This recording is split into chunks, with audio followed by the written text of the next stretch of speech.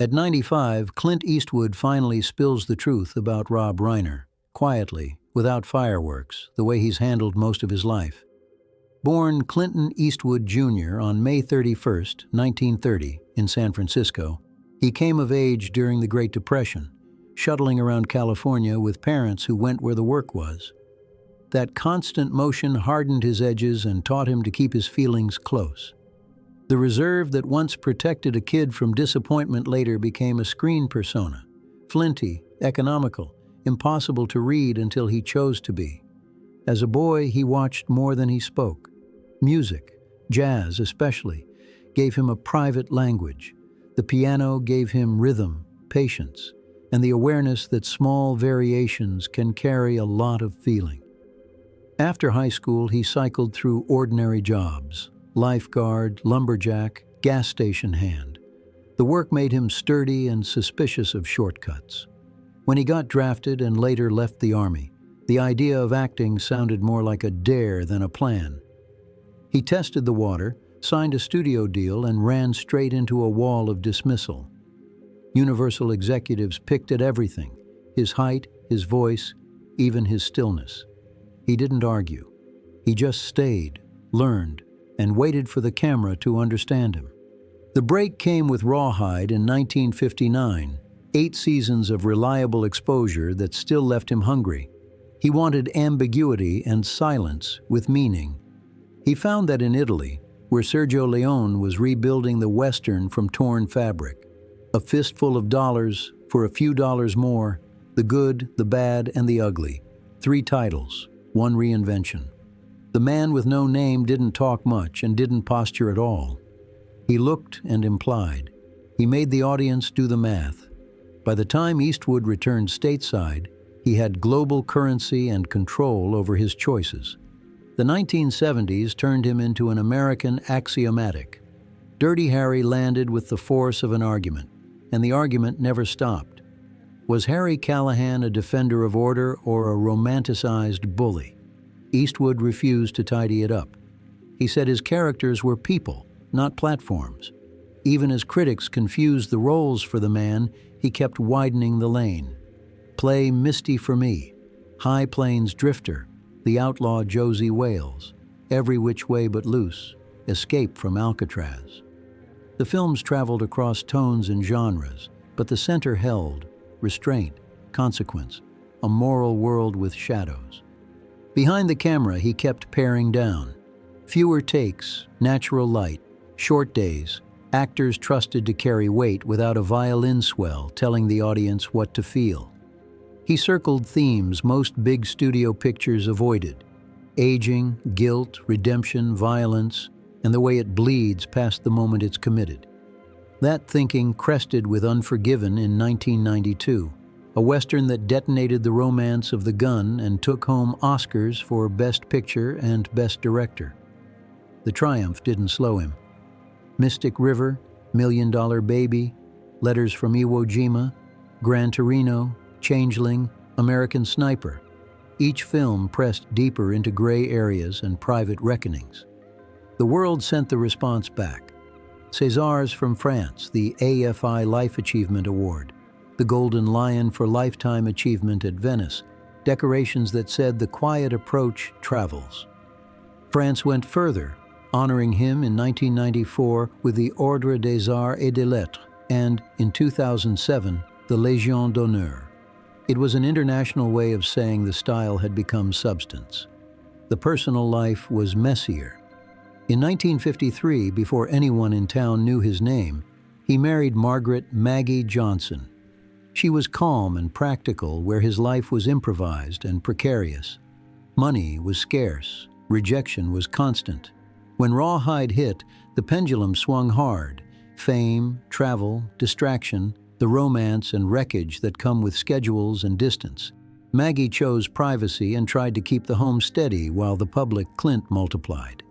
They had 2 children, Kyle, who became a jazz musician, and Allison, who moved into acting and directing, and stayed married through separations, stories, and long stretches apart. In 1978, they separated. The divorce became final in 1984 and stood among the costlier settlements of its day. Even so, she remained the first witness to the long climb and the person who absorbed much of the fallout while he worked. At 95, he talks like a man who's measured everything and has nothing left to win. When the conversation turns to Rob Reiner, he doesn't narrow his eyes or sharpen his tone. He gives the kind of answer that sounds like it's been sitting a while.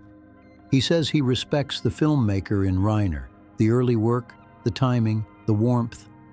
There's no interest in belittling a career.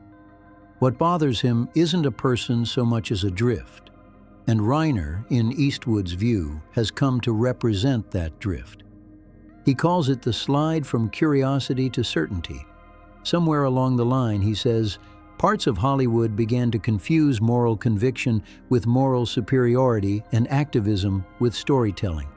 He draws a line between using a movie to ask a hard question and using it to award a medal to the audience. He says his job was never to lecture anyone. It was to show people to themselves and let them sit with it. In that light, he and Reiner are simply built for different projects. One wants to win the argument. The other wants to make the argument unavoidable and leave. He remembers a time when the town tolerated creative friction, when people with opposite instincts worked next door and then got a drink. That era, he thinks, is evaporating. Disagreement now gets treated like moral failure, and the noise gets rewarded because it's loud. He doesn't call it censorship, he calls it gravity, the way studios and artists drift toward what gets applause right now and away from anything that might complicate applause later. It's not that he's being silenced, he's been heard plenty. He worries about younger filmmakers who suspect there's an answer key and don't dare stray from it. Fear, he says, is a bad writing partner.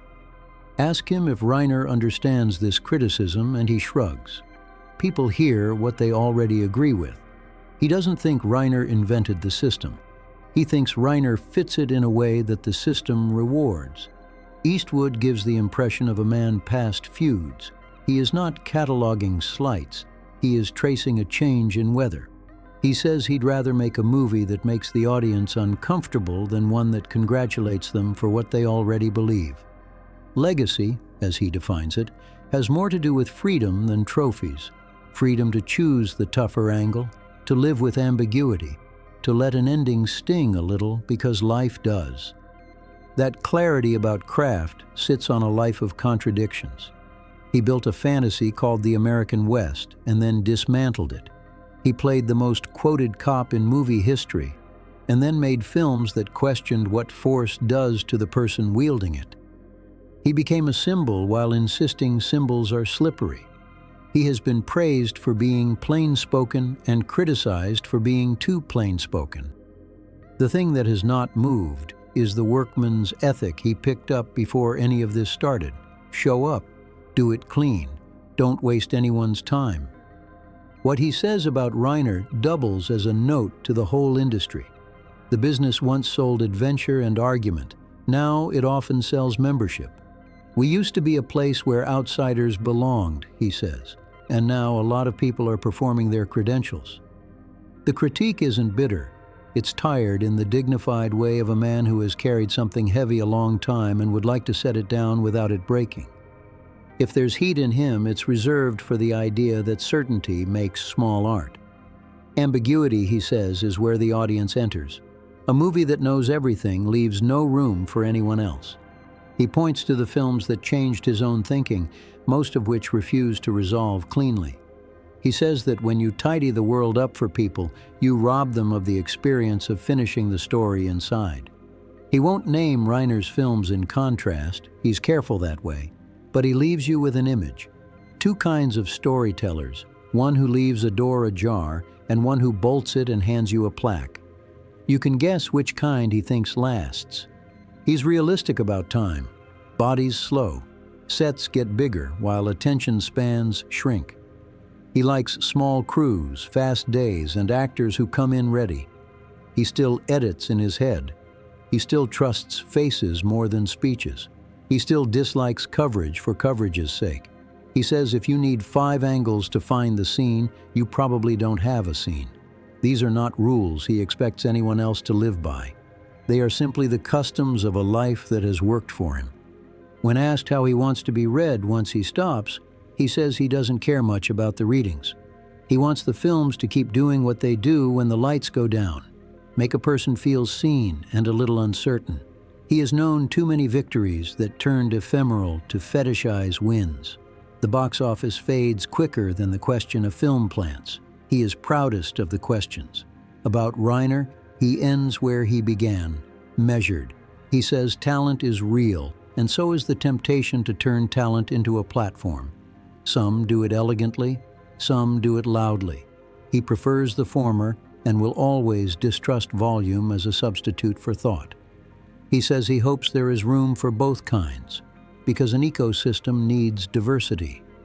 Then he smiles in the dry way that made a generation of actors rehearse silence in their mirrors and says the world will keep making artists, and the artists will keep thinking they can fix the world. He recommends they try to understand it first. The late-life candor feels less like a score settle than a field note.